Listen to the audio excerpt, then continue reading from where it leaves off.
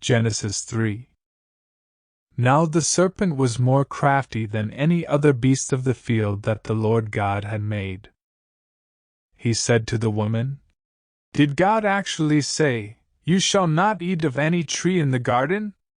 And the woman said to the serpent, "We may eat of the fruit of the trees in the garden, but God said, 'You shall not eat of the fruit of the tree that is in the midst of the garden, neither shall you touch it, lest you die.'" But the serpent said to the woman, "You will not surely die. For God knows that when you eat of it your eyes will be opened, and you will be like God, knowing good and evil." So when the woman saw that the tree was good for food, and that it was a delight to the eyes, and that the tree was to be desired to make one wise, she took of its fruit and ate, and she also gave some to her husband who was with her, and he ate. Then the eyes of both were opened, and they knew that they were naked. And they sewed fig leaves together and made themselves loincloths. And they heard the sound of the Lord God walking in the garden in the cool of the day. And the man and his wife hid themselves from the presence of the Lord God among the trees of the garden. But the Lord God called to the man and said to him, "Where are you?"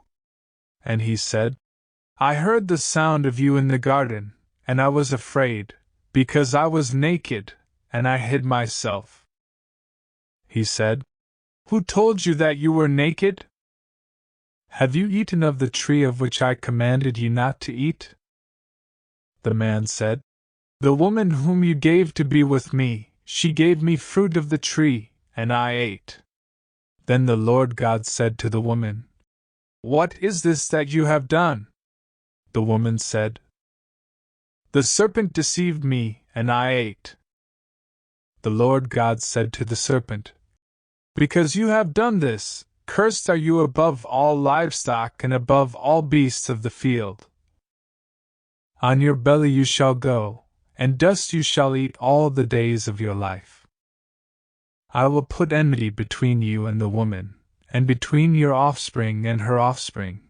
He shall bruise your head, and you shall bruise his heel."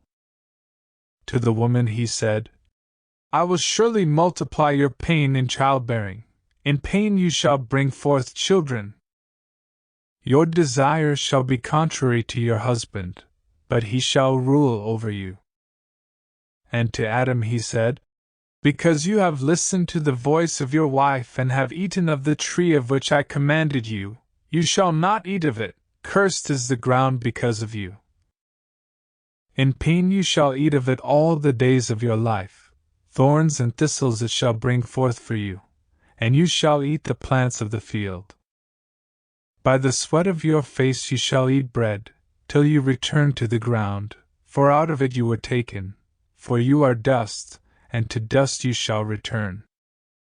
The man called his wife's name Eve, because she was the mother of all living. And the Lord God made for Adam and for his wife garments of skins and clothed them. Then the Lord God said, "Behold, the man has become like one of us in knowing good and evil. Now, lest he reach out his hand and take also of the tree of life and eat, and live forever." Therefore the Lord God sent him out from the Garden of Eden to work the ground from which he was taken. He drove out the man, and at the east of the Garden of Eden he placed the cherubim, and a flaming sword that turned every way to guard the way to the tree of life.